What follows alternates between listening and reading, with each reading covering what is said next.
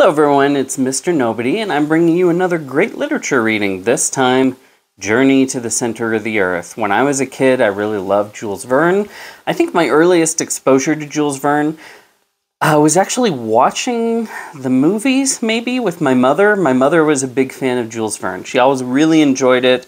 I loved watching those old movies with her, like Journey to the Center of the Earth, and 20,000 Leagues Beneath the Sea, The Mysterious Island. I feel like The Mysterious Island is actually one of the oldest movie memories that I have, watching it with my mom and being fascinated by it, which I don't even remember it that well now. The one I've definitely seen the most, I've also seen The Incredible Journey many times.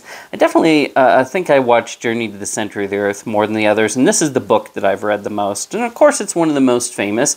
If you're not familiar with it for some reason, you haven't seen some movie version of it, because it has been adapted many times. Did they do a Brendan Fraser version? I could very easily see them doing a new version with The Rock. That would just be an obvious thing to do. You're vaguely familiar with the story, you know. Once an ancient book is opened by the eccentric Professor Leidenbrock, his life and the life of his nephew Axel is changed forever. They find a map that tells a way to travel to the center of the earth. And you get into all sorts of interesting things. Very inspirational for movies like, if you've seen Godzilla, where they go to the land with the dinosaurs and the sea, that's at the center of the earth, that whole sort of hollow earth thing, that's very much inspired by books like this. And also there's some other series that play with ideas like that by people like Sir Arthur Conan Doyle. Anyway, I just want to read a couple bits that always really stood out to me in this story. I read a somewhat similar passage from King Solomon's Mines because it always gripped me, the bit where they get trapped underground. And I would have loved to read more of that. I hope you go back and read it. I like the idea of exploring these mysterious places and then getting trapped and having to find out how to work your way out. It's such a neat adventure. And probably one reason that I find it so appealing is actually because I find it terrifying, genuinely terrifying. I once tried to walk through a tunnel that I knew was perfectly straight that went underneath a mountain. And it was a mile-long tunnel, but I had apparently didn't have flashlights. Sorry, I didn't have batteries in my flashlight. So I arrived at the entrance to the tunnel way back in the jungle. After crossing tons of streams, and my wife slipped on a rock and cut her knee. This was when we were just first married. We had one of our first fights on that hike. And the mud was just insane. It was pulling your shoes off. It was eating your legs. And we were working our way back and back into the jungle. And you had to go through these bits of the forest where the trail was just a tunnel. And you had to walk bent over through it, which was really hard and really taxing. I'm from Colorado, so I was like, look at this hike. This hike's only a couple miles. This will be nothing. And boy, I had not experienced what it's like to hike through a jungle and through a rainforest. It was a totally different experience. And then finally got there, and I knew we'd reached the entrance to this tunnel, and at the other end, you came out in this sort of unreachable valley with waterfalls where, you know, everything's coming down from this swamp down to this dramatic jungle valley. And I was looking into this tunnel, and far, far, far, far away, because it's perfectly straight, I could see this tiny little light. And there's water flowing through it, not deep, just about ankle deep, because a stream comes out of the tunnel. And because it was made actually to divert water from one valley into a different valley, make it come out on the other side of the mountains. And my wife very understandably just said, I am not going into that tunnel. And I decided, well, I know the tunnel's straight. I know there's nothing but just water and rocks in it. You know, it's relatively flat. I know it's only 1 mile long. I can see that there's another end to it. And even though I didn't have a flashlight, I just started walking into it. And it doesn't take very long of walking underneath the mountain for the dark to close in around you and for your sense of space to get really messed up, and your sense of direction, even when things are perfectly straightforward, and the noise of the water flittering, and just knowing you won't be able to see anything around you for about a mile. And suddenly I could just feel the weight of the mountain above me, thousands and thousands of feet of rock sitting on top of me, and I'm this tiny little ant crawling along in a tunnel, a dark tunnel underneath it, beneath this huge mountain, and began to feel the weight of it weighing down on me and oppressing me and smothering me. And after some distance, I just said, I can't do this, and I ran back to the entrance. So, as I said, I find that situation frightening. I'm going to read you a bit from this where the nephew, Axel, does get separated from the rest of the group, from his uncle and from their companions. So I believe his name was Hans. He was an eider duck keeper, or eider duck hunter, which I believe it didn't mean he hunted the ducks.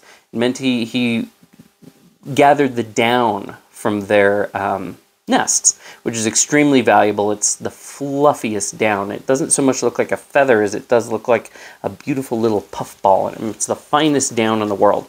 Anyway, this is the story. They're getting deeper and deeper underground. They're mostly having a good time, but the narrator is beginning to feel a little bit of the oppression of how deep and dark they have gone. And I'll just read the very entry from the previous chapter, chapter 25. The rest of the day was spent in calculations and conversation.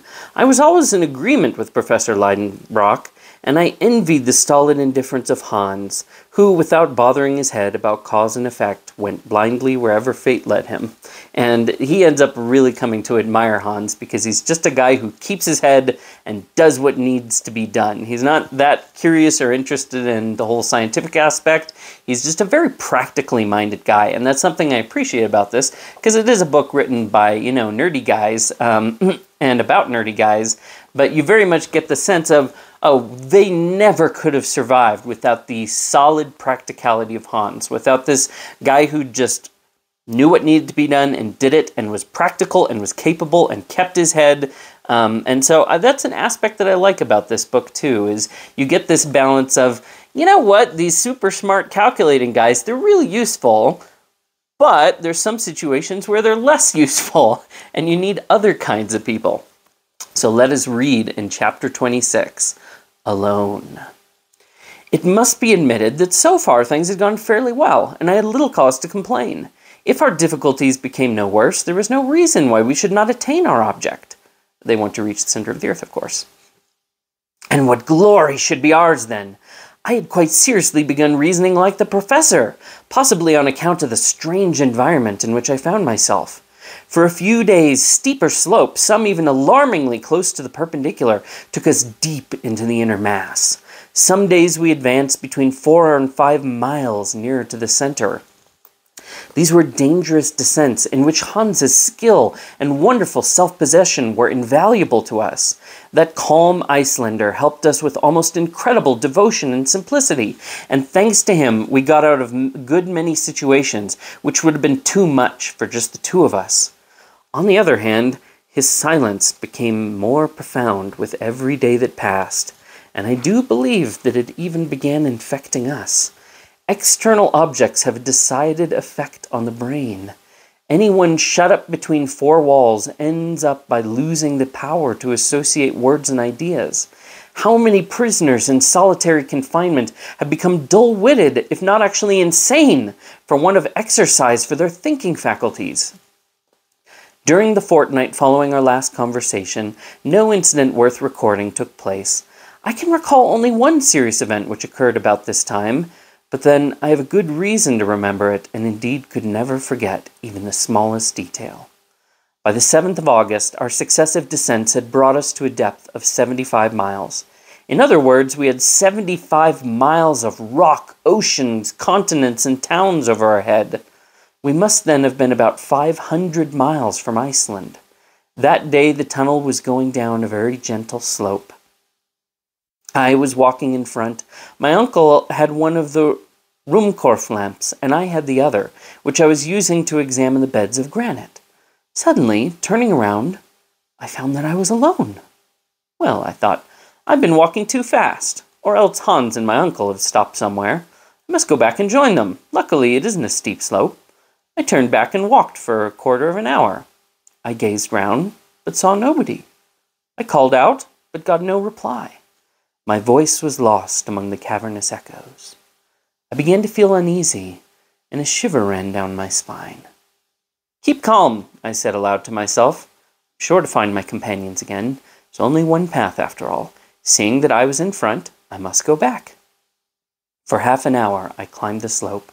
I listened to hear if anyone was calling me, for in that dense atmosphere a voice could carry a long way. But an extraordinary silence reigned in the long gallery. I stopped. I could not bring myself to believe that I was alone. I might have gone a little astray, but I could not be lost, and people who go astray always find their way again. "Come," I said to myself, "since there's only one path, and since they are following it, I am bound to find them again. All I have to do is keep on climbing. Unless, of course, not seeing me and forgetting that I was in front, they've turned back too. Even then I shall catch up with them if I hurry. That's obvious." I repeated these last words like a man who's only half convinced. Besides, putting even these simple ideas together took me quite a long time. Then a doubt seized me. Had I really been in front of the others? Yes, that was certain. Hans had been following me ahead of my uncle. I could even remember him stopping for a little while to adjust the bundle on his shoulders. It must have been at that very moment that I had gone ahead. Besides, I thought, I have a guarantee against losing my way, an unbreakable thread to guide me through this labyrinth, and that is my faithful stream. I have only to follow its course backwards, and I am sure to find my companions. This conclusion revived my spirits, and I decided to set off again without a moment's delay. I blessed my uncle's foresight in preventing Hans from stopping up the hole he had made in the granite wall. This beneficent spring, after having quenched our thirst on the way, was now going to be my guide through the winding galleries inside the earth's crust. Before continuing my climb, I thought a wash would do me good, and I bent down to plunge my head in the Hansbach. To my horror and amazement, I found that I was standing on rough, dry granite. The stream was no longer flowing at my feet. Chapter 27, Lost and Panic-Stricken. To describe my despair at that moment would be impossible, for there was no word for it in any human language. I was buried alive, with the prospect of dying from the tortures of hunger and thirst. Mechanically, I passed my burning hands over the granite floor. How hard and dry the rock seemed to me. But how had I come to leave the course of the stream? For there's no denying that it was no longer there. Now I understood the reason for that strange silence, when I had listened for the last time to hear if I could make out any sound from my companions. At the moment when I had set foot on the wrong path, I'd obviously failed to notice the absence of the stream. Clearly there had been a fork in the gallery just then, and I had taken one route, while the Hansbach, obeying the caprices of another slope, had led my companions off into unknown depths. How was I to return? There was no trace of any footsteps, for my feet left no mark on the granite floor. I racked my brains for a solution to this apparently insoluble problem. My position could be summed up in a single word: lost! Yes, lost at a depth which struck me as immeasurable. Those 75 miles of rock seemed to weigh on my shoulders with a terrifying pressure. I felt crushed. I tried to turn my thoughts to things on the surface of the earth, but it was hard put to succeed. Hamburg, the house in Königstrasse, my poor Grauben, all that world underneath which I had lost my bearings passed rapidly before my terrified memory. I saw again in a vivid hallucination all the incidents of our journey: the sea crossing, Iceland, Mr. Fredrickson, and Sneffels. I told myself that if in the position in which I found myself I still retained even the shadow of a hope, that would be a sign of madness, and the best thing I could do was to despair. After all, what human power could possibly open up those huge arches of rock, curving over my head and take me back to the surface? Who could put my feet on the right path and reunite me with my companions? "Oh, Uncle!" I exclaimed in a despairing voice. This was the only word of reproach which came to my lips, for I knew how much the poor man must be suffering, while he in his turn was looking for me. When I saw that I was beyond all human aid and incapable of doing anything for myself, I thought of appealing to heaven for help.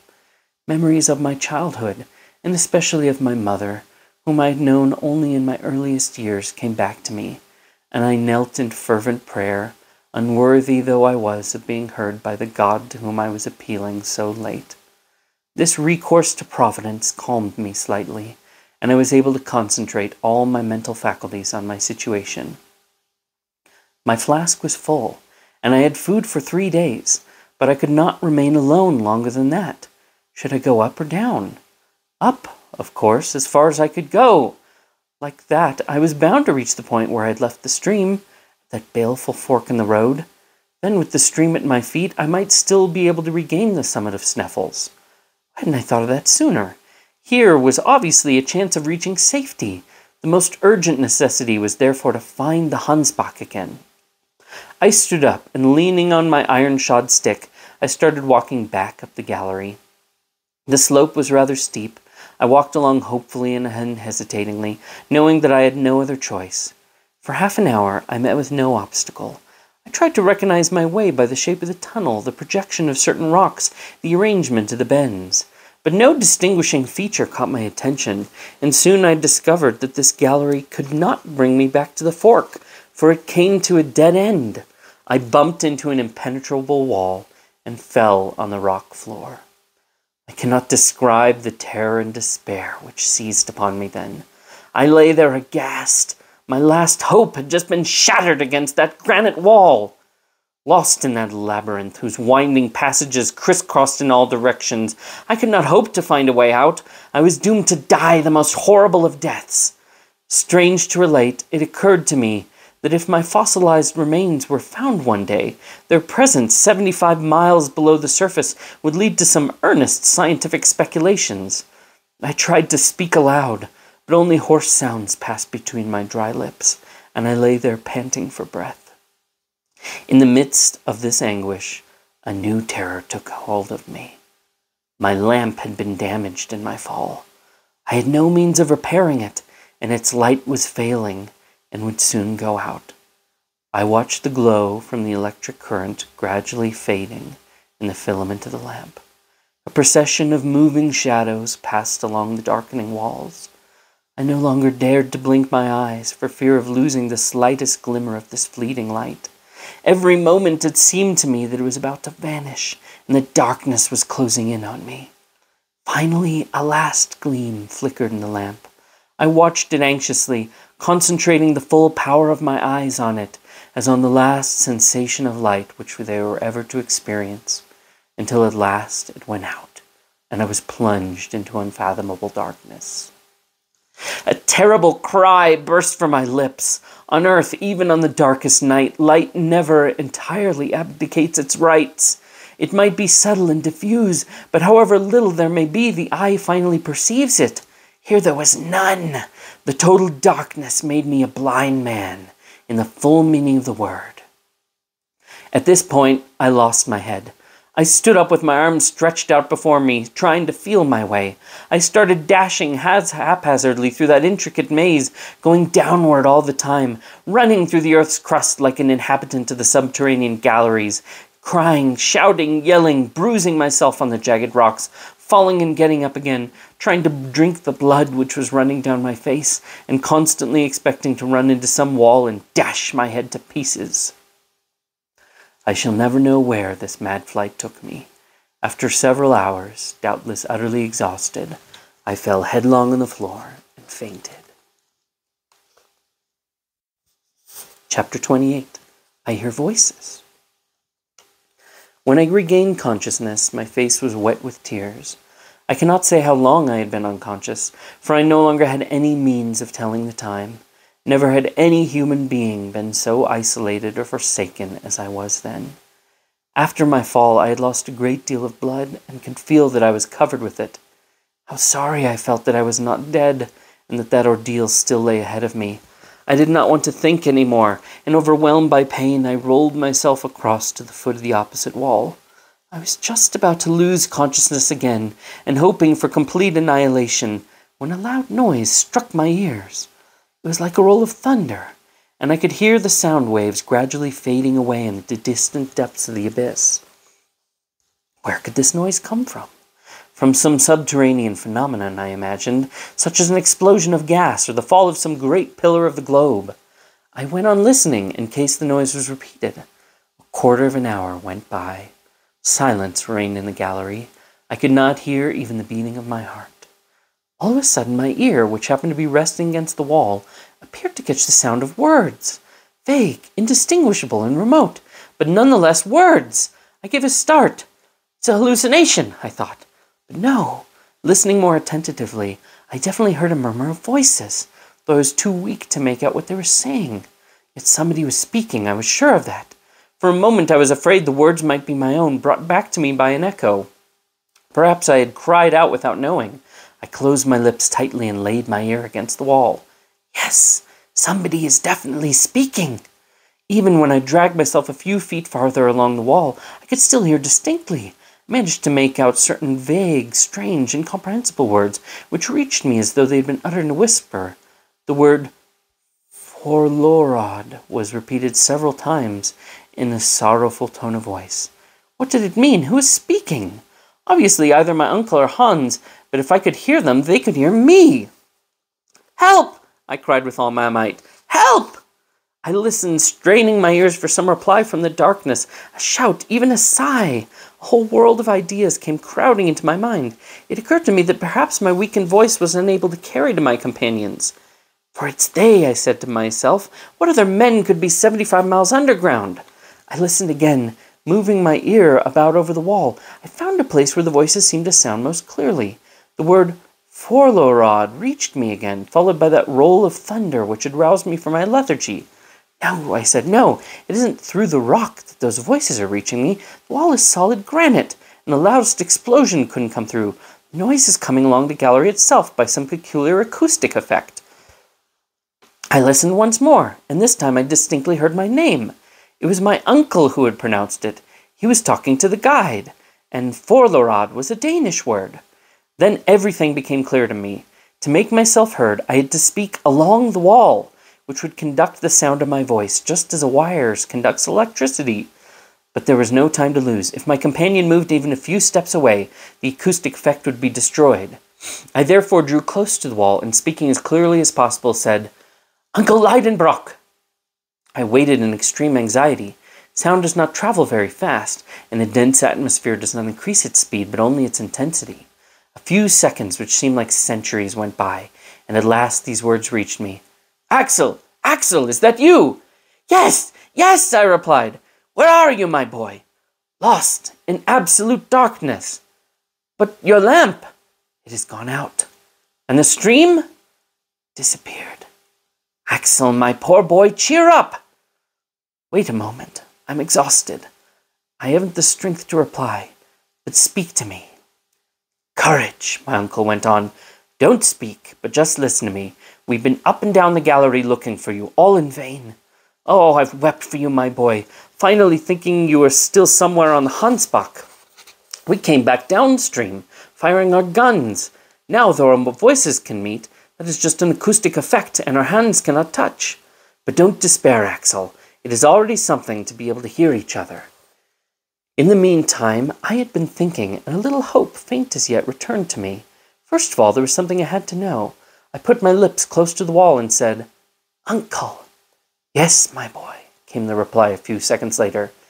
"To begin with, we must know how far apart we are." "That's easy. You have your chronometer?" "Yes." "Take it and say my name, noting the exact second when you speak.